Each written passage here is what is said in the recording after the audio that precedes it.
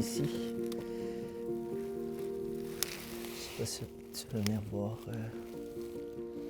Une des choses qu'on fait le plus souvent, que ce soit avec des projets pour les trichogrammes par exemple, c'est de venir chercher des œufs de la tordeuse des canneberges. Donc, pond ces œufs en dessous des feuilles. Par exemple, on va s'intéresser à voir est-ce que ces œufs-là, ils sont parasités ou pas. Donc, c'est un peu la façon de faire, puis des heures de plaisir en champ à chercher des œufs.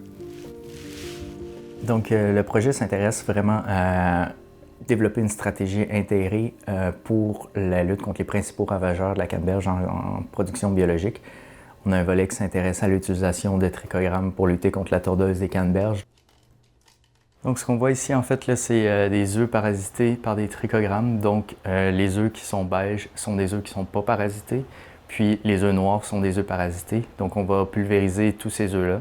Puis, dans quelques jours, une fois en champ, ils vont émerger en tant qu'adultes à la recherche de nouvelles hôtes, donc les œufs du ravageur qu'on cible. On a aussi un volet où est-ce qu'on s'intéresse au niveau du BT, donc Bacillus thuringiensis, qui est une bactérie qui est utilisée en fait pour lutter contre les insectes en biologique. Dans le passé, on a testé différentes formulations commerciales de BT pour lutter contre la tordeuse, puis il n'y en a aucune qui donne des bons résultats. Donc, dans le cadre du projet, là, on va s'intéresser à faire vraiment un défrichage de toutes les souches de BT qui sont disponibles pour voir est-ce qu'il y en a une qui a une bonne compatibilité pour la tordeuse. On a un volet aussi sur la confusion sexuelle, donc on s'intéresse à des nouveaux types de diffuseurs, voir quels sont les avantages, les inconvénients d'un point de vue d'efficacité, mais aussi des coûts d'application, des coûts de main-d'œuvre que ça représente d'utiliser différents types de diffuseurs pour faire de la confusion sexuelle. On a un volet qui s'intéresse aux volatiles émis par l'herbivorie par les plantes. On s'intéresse à justement ces messagers chimiques-là que les plantes émettent lorsqu'ils sont attaqués par un ravageur. Comment est-ce qu'on peut en tirer profit pour attirer des ennemis naturels dans la culture de canneberge. Donc, trouver la bonne balance entre efficacité et économique pour avoir vraiment une stratégie qui soit adoptable pour les producteurs. Donc, on n'a pas de ferme de recherche, de ferme expérimentale. Tous nos projets sont faits chez les producteurs, puis avec le producteur qui est vraiment au centre de notre approche, puis est impliqué dans la mise en place des dispositifs puis des expériences.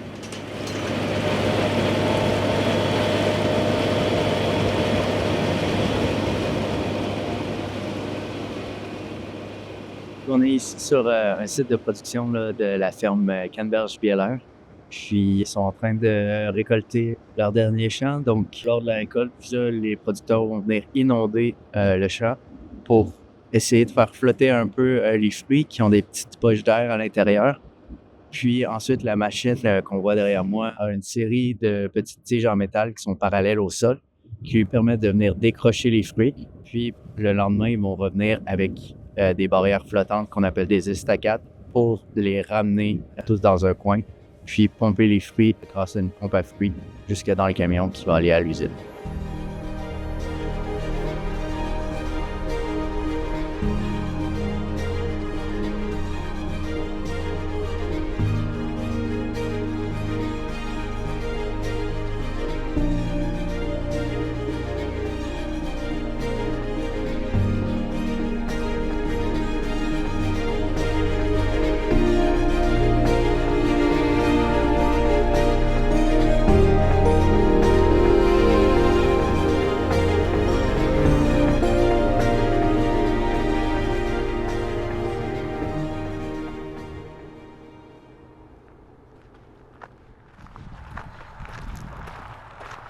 Donc, le Canada est le deuxième producteur mondial avec à peu près 40 quelques % de la production. Puis le Québec, parmi les 40 quelques % du monde, produit 60 % de la production canadienne. Puis en fait, au Québec, ce qui nous distingue, c'est qu'on a une très grande proportion là, de production biologique. Donc, si on retrouve de la canneberge biologique à l'autre bout du monde, bien, probablement que ça vient du Québec. Bien, pour nous, la production biologique est très difficile dans les dernières années. On est parti avec à peu près 700 acres de culture biologique en 2021. Puis maintenant, on est autour de 400. parce qu'on n'était pas capable de justement subvenir, dans le fond, au bon rendement de la production puis d'aller chercher du profit. On a besoin de plus d'outils. Puis ces outils-là, bien, c'est grâce à la recherche qu'on va aller les chercher. Fait que c'était vraiment une nécessité d'aller pousser pour des outils qui sont plus durables pour la culture, là, pour nous.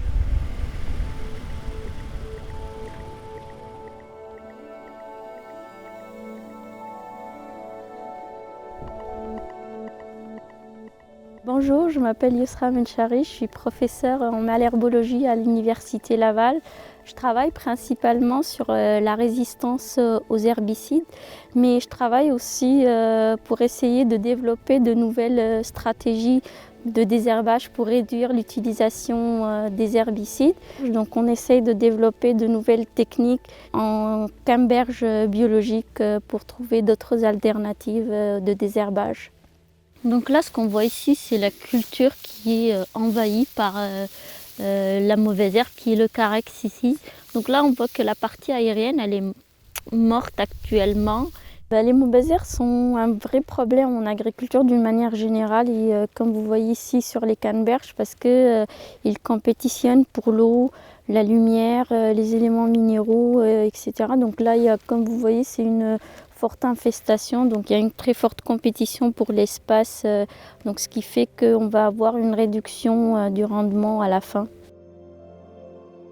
Ce que vous voyez là, c'est qu'on a 19 cultivars différents que nous allons mis en place, et dans ce projet-là, ce qui nous intéresse particulièrement, c'est de voir la rapidité de plantation de chaque cultivar.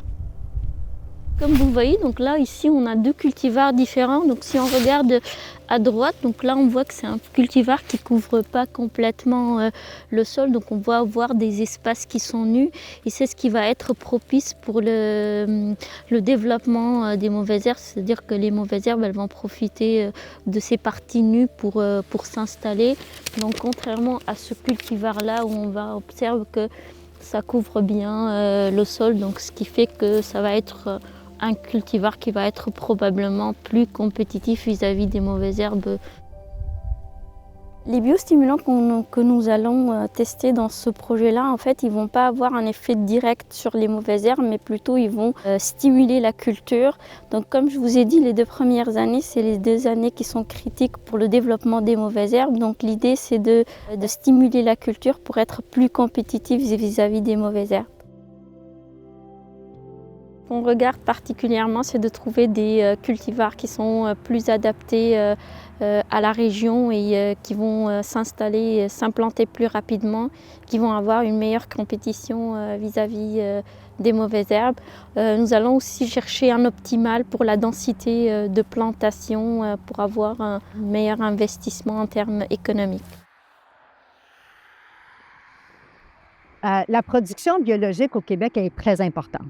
Cependant, les producteurs font face à des défis de changement climatique qui nous apportent des nouveaux enjeux. Tous ces projets-là amènent des nouvelles connaissances basées sur des faits scientifiques. Et les producteurs, c'est des innovateurs. Alors, ils sont prêts à intégrer des nouvelles façons de faire. Faut aussi de plus en plus, les producteurs sont sensibilisés au fait qu'il faut diminuer l'empreinte de notre culture sur l'environnement. De pouvoir travailler de concert directement avec les chercheurs, ça nous force à toujours être proactifs, toujours être curieux. Puis les chercheurs aussi, vu qu'on est tellement en relation, c'est nous qui voient les choses au champ. Puis eux, bien, c'est eux qui ont les connaissances pour venir nous dire oui, vous avez raison ou non, parce que des fois, en tant que producteur, on peut faire des fausses conclusions, on s'emporte. Oui, il y a certaines méthodes qui sont très près de la commercialisation parce que on les a travaillées par le passé, puis le projet en cours nous permet juste de terminer les dernières étapes. Cependant, on a des volets qui sont un petit peu plus exploratoires, là. On risque d'en avoir une meilleure idée à la fin du projet, mais ça ne sera pas nécessairement adoptable par les producteurs. Mais ultimement, je pense que c'est une bonne chose aussi d'allier des méthodes qui sont très près, puis des méthodes qui sont un petit peu plus long terme parce que on arrive avec des nouveautés graduellement avec les producteurs. Donc ça leur laisse le temps de se les approprier, de les intégrer dans leur façon, dans leur pratique. Sans notre appui dans le cadre d'un projet, c'est vraiment l'aboutissement final.